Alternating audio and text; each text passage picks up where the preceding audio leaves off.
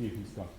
It's my great pleasure to welcome the pilot theatre producer, Amanda Smith, who's going to be introducing our next speaker. Mandy and I have been working on these projects with Dirk and the team for quite a few years now, and it's my great pleasure to welcome Mandy, who's going to introduce the next speaker. So thank you, Mandy. Different face from Marcus just for a few minutes. Okay, so our next speaker, and in fact our last speaker, works for probably, a bit like a beer, the best known theatre company in the world, the Royal Shakespeare Company, or the RSC as it's known. And she was appointed as its first head of digital development approximately 3 years ago.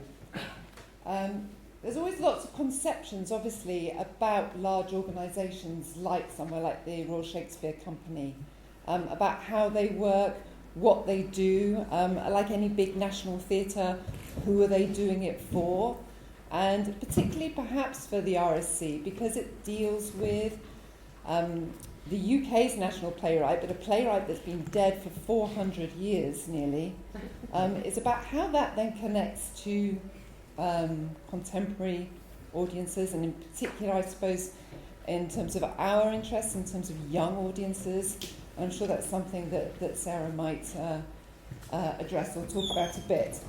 By her own admission, Sarah likes to think of herself as a disruptive influence, a disruptor, so that fits in nicely with our terms about revolution and different thoughts that we've been having today. And in terms of Kristen's talk earlier on about making people curious, about being curious, about ridiculous ideas. So it gives me a really great pleasure to introduce Sarah Ellis.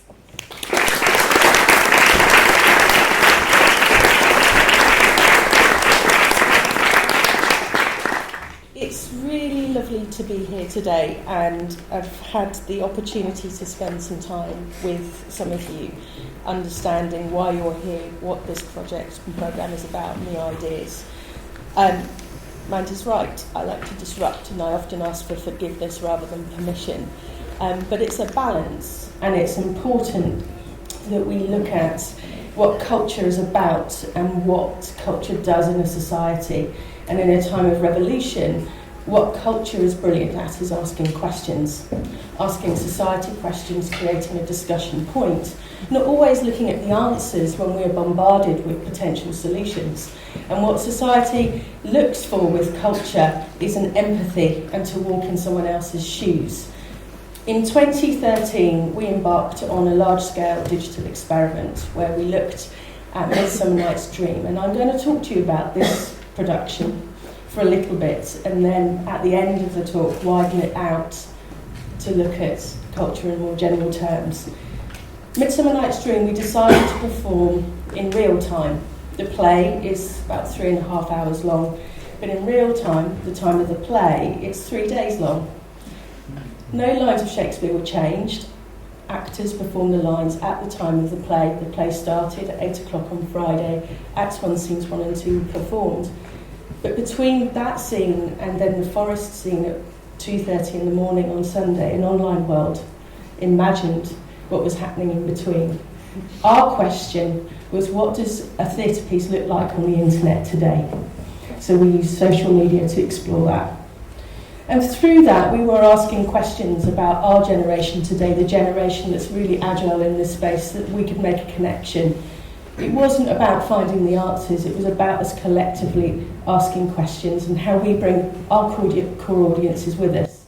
The Royal Shakespeare Company has been going for the last 50 years, and it innovates on every production. And to keep innovating, we need to ask those questions. I'm going to start now with a short video just to give you that sense of what we were doing over that crazy afternoon, Midsummer Night's Evening in 2013, just to give you a sense, and then we'll go into presentation slides. Thank you.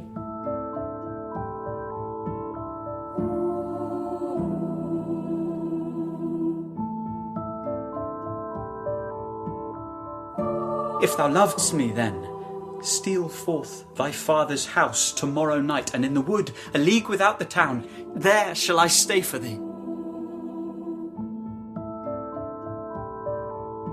I will go tell him of fair Hermia's flight.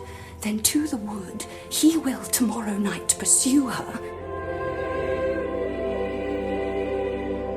I know a bank where the wild thyme blows, where oxlips and the nodding violet grows. Where the snake throws her enamelled skin, weed wide enough to wrap a fairy in.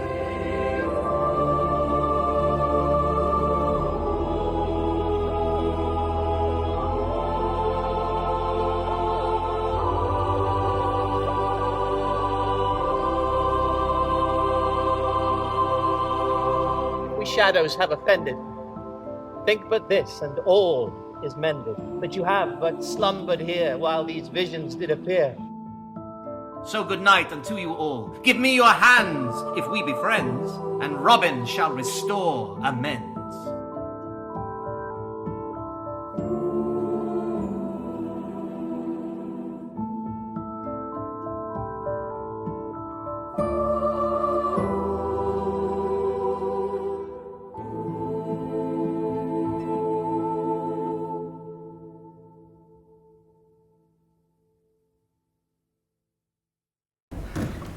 Fabulous. So, in The Tempest it says the past is prologue, and my job is to look at the past, present and future. We've been working with our playwright for the last 400 years, and next year is the celebration and the commemoration of the 400th anniversary of his death. He's been our in-house playwright, and over those 400 years we've seen those same plays performed again and again and again, and many people ask me, why, what's that about? And it's actually, what we find it's about those stories about people, how Shakespeare widens that lens for us to empathise with Hamlet, and someone's killed his dad and he wants to find out and he's angry, or Romeo and Juliet, two kids that are told they can't be together. These journeys matter, and they still matter to people now, and it's our look to reinterpret them. And over that time we can see how different generations of people have interpreted those plays. This is my favourite piece of interactive art, and it was created in 1533. And for me it's a real leveller when we talk about new technologies, when we talk about the revolution, that we put ourselves in context and pan out a bit. This, and also to look at the stories of the things that matter. So this picture can only be seen in its entirety if you move in the space. At the beginning you can see the globe and the lute and the learning of 1533. In that time, such a quick, fast-moving time, globalisation, massive new structures, the printing press, massive innovation at that time. But at the bottom you can see there's a skull. And you can only see that skull if you can't see the rest of the painting. You have to move around. And for me, that's about the shadow of mortality, of death, of understanding that with all this innovation, with all these amazing tools that this generation has, it still has a fear and it still has a humanity about it. And that's really important. In 400 years ago, performance design was using the tools, the most up-to-date tools it had. Inigo Jones here designs for the mask and Jacobean mask, and what we can see here are really opulent costume designs. We have documentation from that time that tells us audiences were asked to wear their jewels and mirrors so that they could reflect against the candlelight. And I love that story because that talks about wearables in a 400-year-ago way.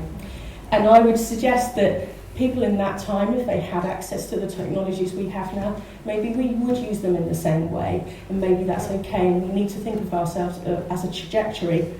We also know that stage management crew worked with dockers and used rigging, as you would with sails, for scene changes. And that's a connection, that's a social history and understanding about what we do, why we do it, and technology's always changed that. Think about candlelight. Think about what candlelight did to how performance was mapped. There were intervals because they had to change the candles in the interval. Just listen to the nuances over time, and we find a massive source of information for us to leap off these ideas and leap off what we're looking at in the future. So in 2013, when we did Midsummer Night's Dreaming, we wanted to look at performance spaces outside our building, and we looked at these things, devices to tell stories. You might call them computers, you might call them mobiles, tablets. They're devices to tell stories. They're a way for culture to come out and hit an audience and be part of it together. And that's how we told our online story, and that's where we created our stages. We had one stage for the performance of the live performance, but there were stages all over where people were receiving their own culture. But it doesn't work alone. We needed to create a community. And so we created the character of Billy Shakespeare. It wasn't the RSC talking about this project. We wanted Shakespeare to talk about it. And we had Billy Shakespeare, his own profile online, weeks before the show started, sharing what he liked, inhabiting the real world, and building a sense of community. Because one of the significant shifts around audience and audience development are communities. Critical mass of people that congregate together, similar to theatre, and we need to connect to those places, not just use our buildings for people to land. We need to go out there, we need to be part of those communities, we need to share our stories and for there to be a connection.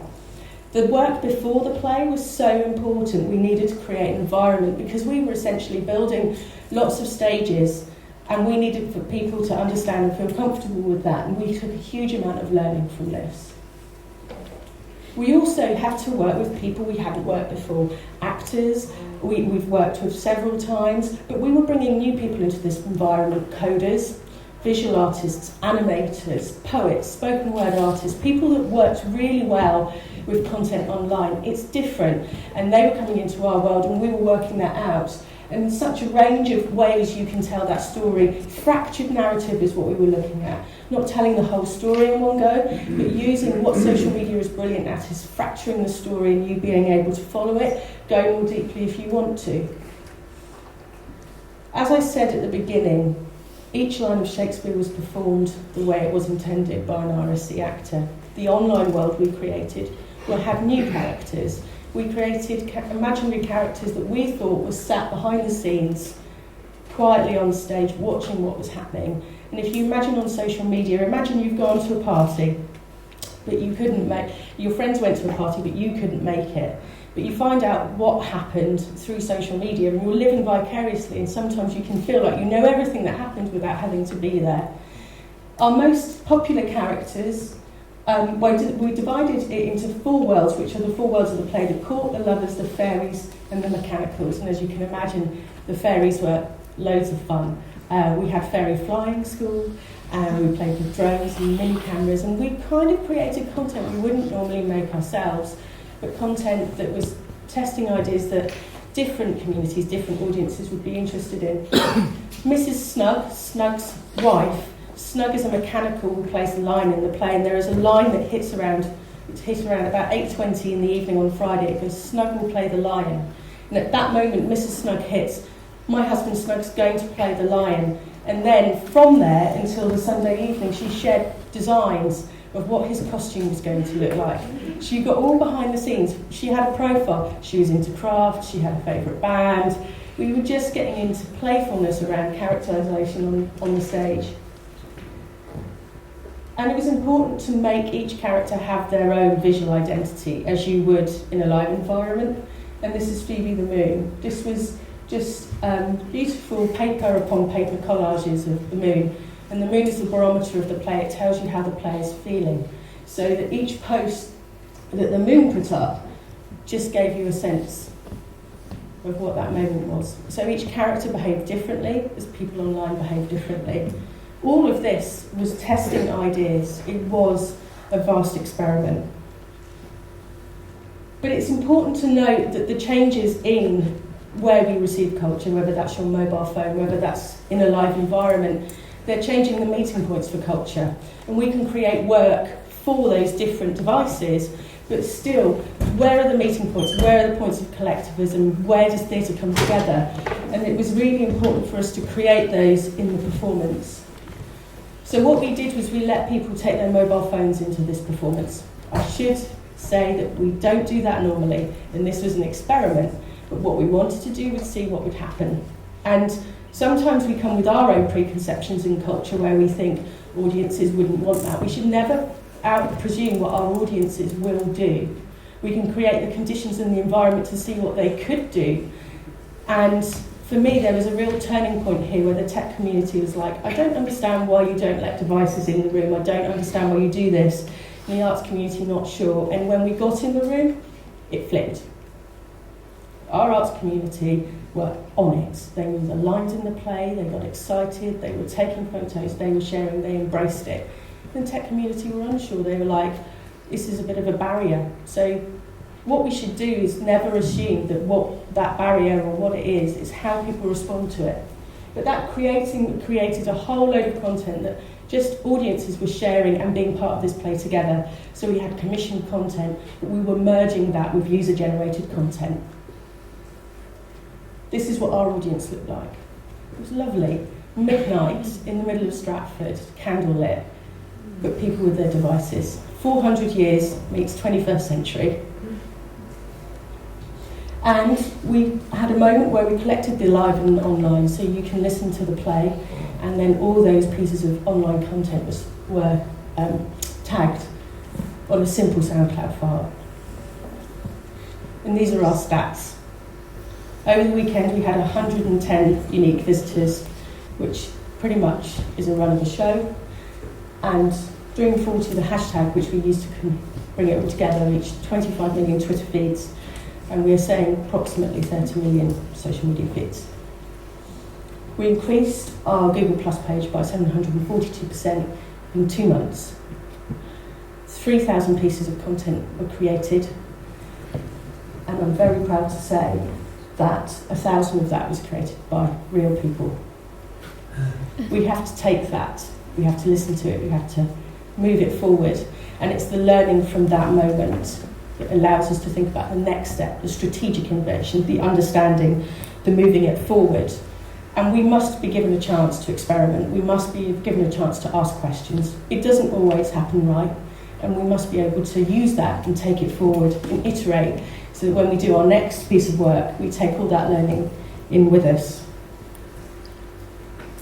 So, what are the new rituals for culture? We know that in Elizabethan times, Shakespeare audiences would be talking, eating, shouting, being integrated into the play. Maybe like if you've got your devices now, we know that in Victorian times you didn't just see a Shakespeare play, but there'd be 2 farces, it'd be a whole evening of events, and take its time, and the play would be part of a whole programme of activity. So think about today, and think about when you go to the theatre, whether you go on the tube, you've booked your tickets weeks ago, you've got your printout to collect, or your credit card to collect at box office. You finish work, but you're running late. You always run late, but you're kind of cramming it in. You want to meet a friend, they're waiting for you, you've got a glass of wine waiting. It's rush, rush, rush, rush, rush, and you're rushing to meet them. You say sorry, and everyone's hustle and bustle.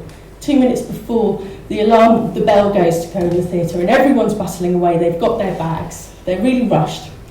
And everyone's coming in, and then you hear the sign, or the signal that goes, please turn off your mobile phone, and there's this massive sense of panic and hustle in your bag to make sure you've turned off your mobile phone. And some people need to do it 3 times, 4 times, it doesn't matter.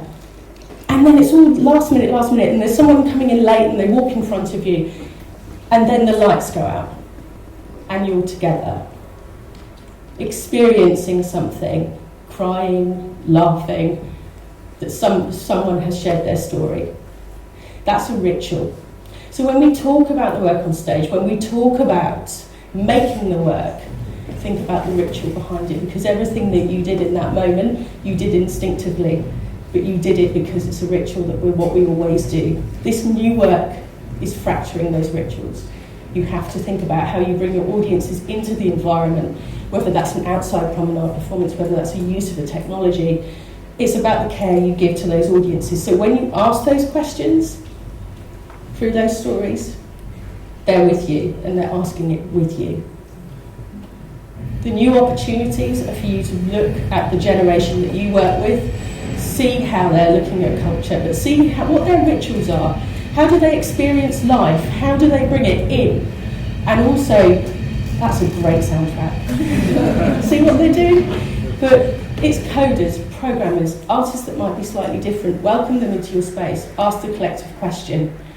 But always think about that moment has been shared and what that collective experience is. But look back at Elizabethan times, Victorian times and now, and know that actually what matters is to ask those questions. Thank you.